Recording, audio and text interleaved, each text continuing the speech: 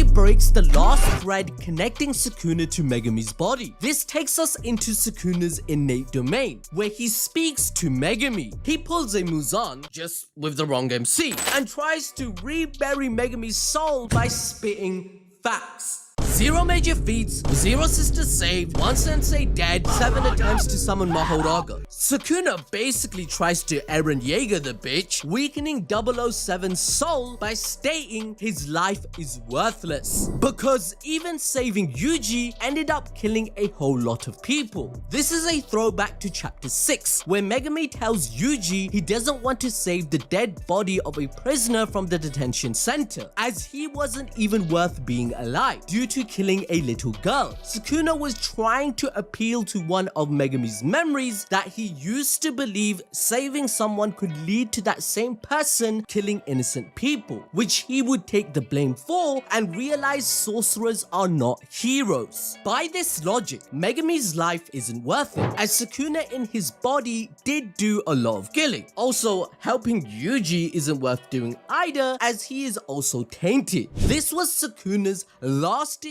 effort to stabilize Megumi's body. However, his mentality has changed. Yuji's conversation with Sukuna in chapter 265 was also meant for Megumi. Everyone, regardless of action, has value and should be worth saving. Though Megumi still couldn't apply that reasoning to himself, in the end, he could for Yuji. Out of everyone he has encountered, Yuji is someone he respects and considers a good person. Good enough to even pair up with his sister he loved. With Sumiki's death, he felt he no longer had a reason to live, but Itadori gave him one, where the turning point was in chapter 267, with Yuji crying about how lonely it's going to be without him in his life. Megumi always realized that he wasn't living the right way, and that there are a lot of people in the world besides him, and just one more time, he wants to try living for someone else, besides his sister. At this point, Sukuna, with no stable connection to a host, is falling apart. Gege's depiction of him is like the homunculus parasite like we see with Father in Fullmetal Alchemist.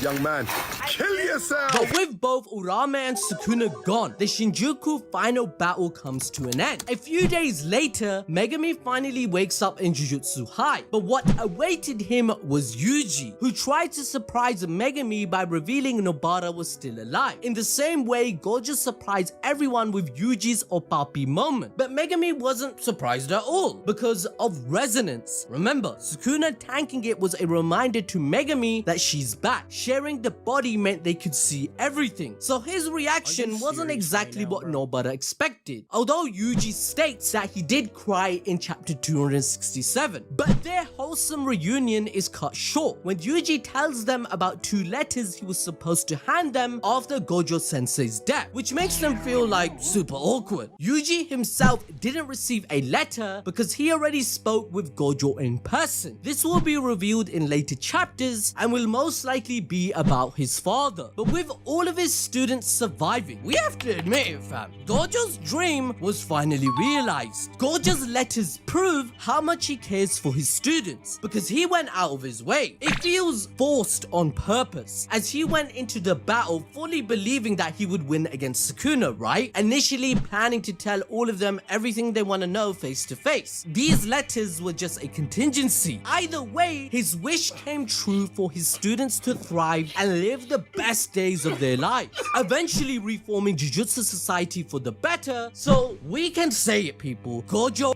won.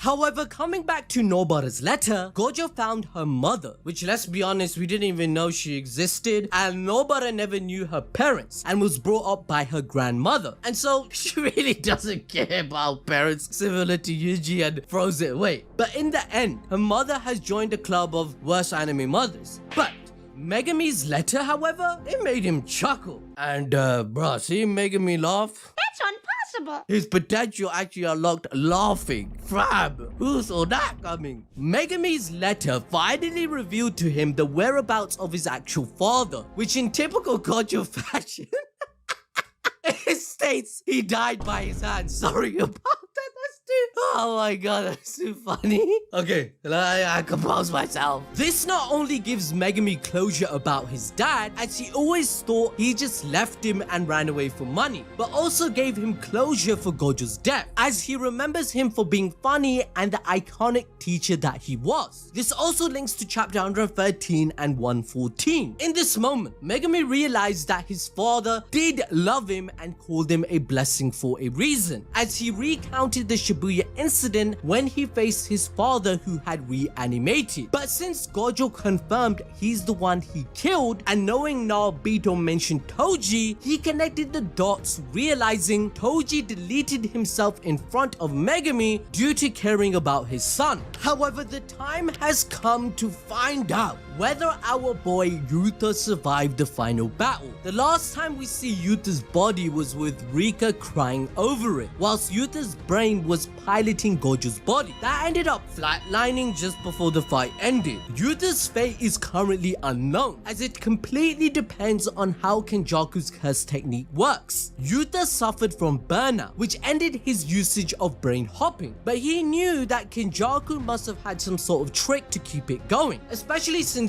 we know as readers, Kenjaku suffered burnout himself against Yuki, yet still lived on to win the battle. Therefore, it's not really Disney Kaisen if Yuta survived, as he would figure out the trick to Kenjaku's power to live on in Gojo's body. But this is why Maki would be angry, because she's in love with your boy and cares for him. Everyone's reactions reveal that Rika might still be holding onto Yuta's body, like we see in chapter 262, and is too possessively stubborn to let him go. But with Yuta coming back into his own body, it would finally allow them to put Gojo sensei to rest in a funeral, ending his storyline once and for all. Now, to enjoy more peak fiction, why not find out how Boruto increased his power 1000 freaking times, because he's gonna die by the end of the manga.